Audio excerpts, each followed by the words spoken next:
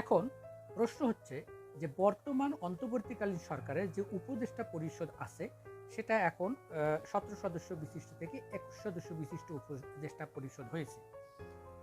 এই উপদেষ্টা পরিষদ নিয়ে বিভিন্ন মহল এবং বিভিন্ন প্ল্যাটফর্ম থেকে বিভিন্ন ধরনের প্রশ্ন উঠেছে। এটা প্রশ্ন উঠার কারণও আছে স্যার।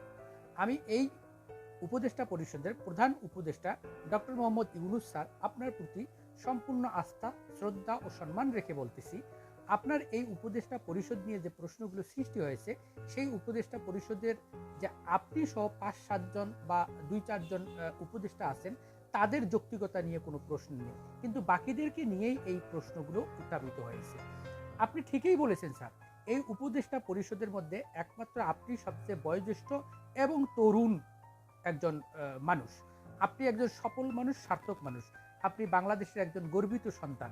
আপনি একজন নোবেল লরিয়েট, আমাদের একমাত্র বাংলাদেশের একজন বিশ্ব প্রতিনিধি।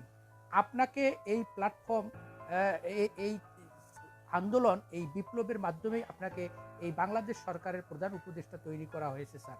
আপনার ব্যর্থতার জন্য না স্যার।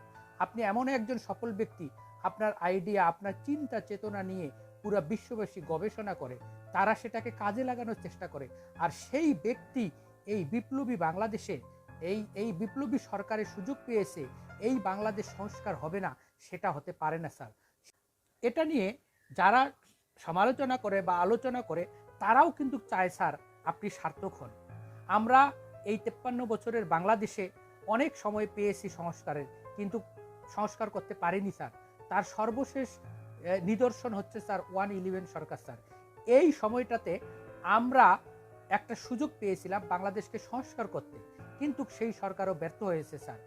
আর এই দ্বিতীয় বিপ্লব, এই 5 আগস্ট 2024 সালের দ্বিতীয় স্বাধীনতা পরবর্তী যে বাংলাদেশ আপনার নেতৃত্বে পরিচালিত হচ্ছে, সেটা সংস্কার না হয়ে ব্যর্থ হোক, এটা আমরা কোনোভাবে চাই না স্যার।